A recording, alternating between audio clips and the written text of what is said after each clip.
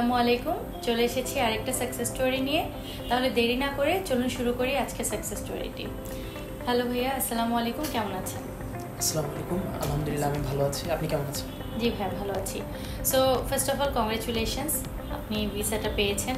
অবশ্যই আপনার জন্য এটা অনেক বড় একটা নিউজ।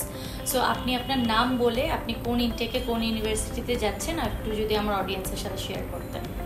হ্যালো, আমি ফাহিম রহমান।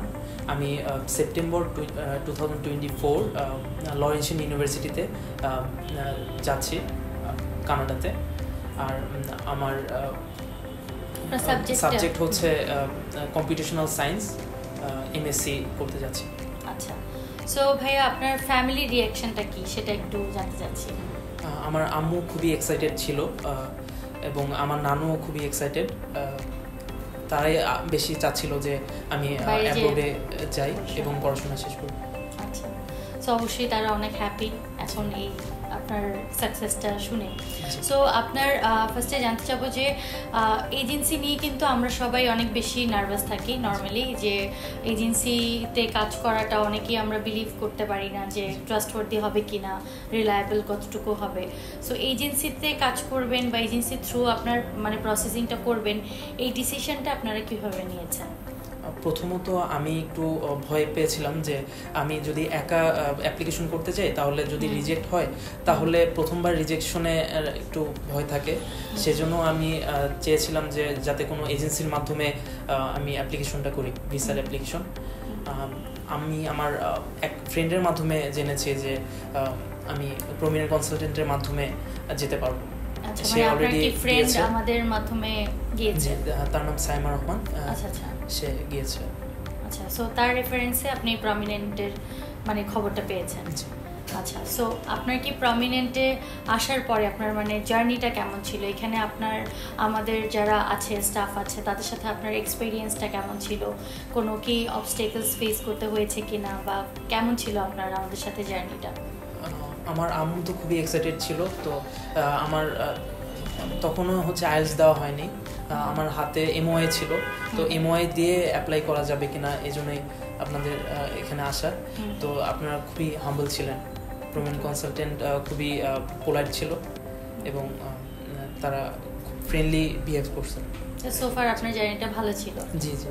আচ্ছা, সো আমি যদি আপনাকে জিজ্ঞেস করি আইএলস নিয়ে, আপনি তো আইএলস করেছেন নাকি এমওআই দিয়ে হয়ে গেছে আপনার? অ্যাপ্লাই করেছিলাম এমওআই দিয়ে, তারপরে যখন আইএলস এর রেজাল্টটা দিয়েছে তারপর আমার আইএলস এর ডকুমেন্টস সাবমিট করেছি।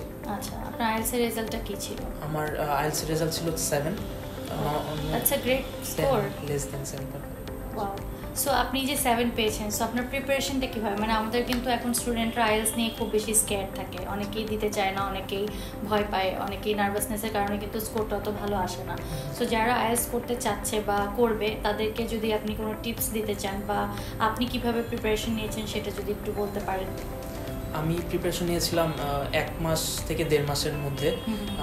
আমার জব চলছিল, তো পাশাপাশি জবের পাশাপাশি আইএলস করাটা একটু ডিফিকাল্ট। সো আমি ফোকাস অনলি জব না দিয়ে পরে আইএলসে দিয়েছিলাম এবং বাসাতেই হচ্ছে মক টেস্ট দিয়েছি।